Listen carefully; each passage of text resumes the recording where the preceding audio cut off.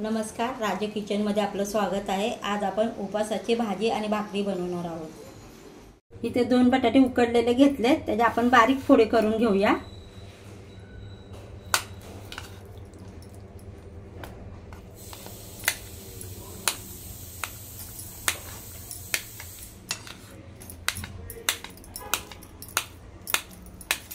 बटाट्याचे फोडी करून घेतले। इथे 1 चमचा तेल घेते। तेल गरम झालं की त्यामध्ये 1 चमचा मिरची बारीक करून घेते। तुम्ही जिरं खात असाल तर तुम्ही त्यात टाकू शकता, जिऱ्याची फोडणी करू शकता। मिरची जरा परतून झाली की ते बटाटे उकडलेले आपण टाकूया त्यामध्ये। हे बटाटे परतून घेते। त्यामध्ये चवीनुसार मीठ टाकूया आणि बटाटे चांगला परतून घ्यायचा।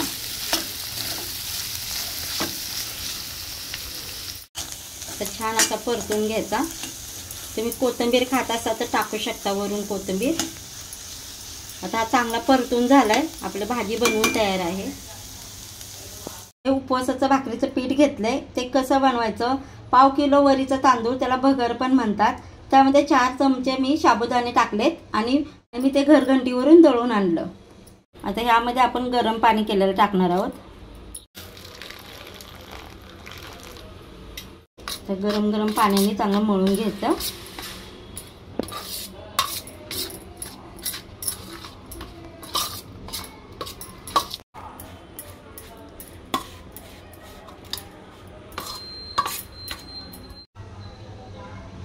तर थोडं थोडं पाणी घ्यायचंय आणि पीठ चांगलं मळून घ्यायचं।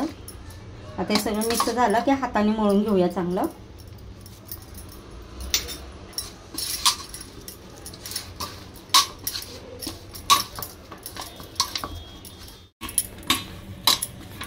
तर चांगलं मळून झालंय,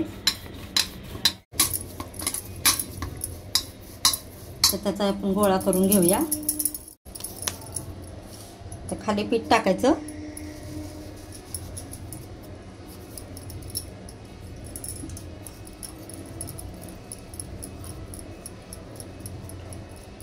आणि बाजू खाली टाकायची आणि त्याच्यावर पीठ टाकून थापून घ्यायचं। आपण भाकरी थापतो ना, अशी थापून घ्यायचं।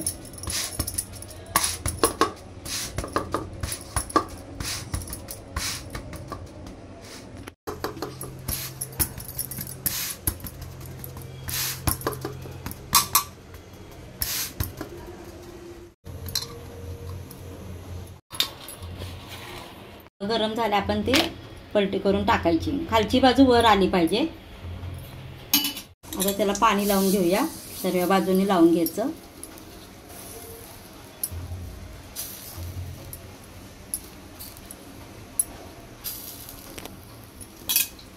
आता हे पलटून घेऊया।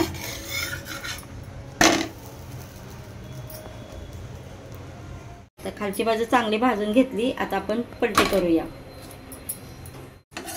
आता जी वर भाजू आहे ना, ती अशी खाली घ्यायची आणि भाजून घ्यायला। गॅस मोठा करायचा।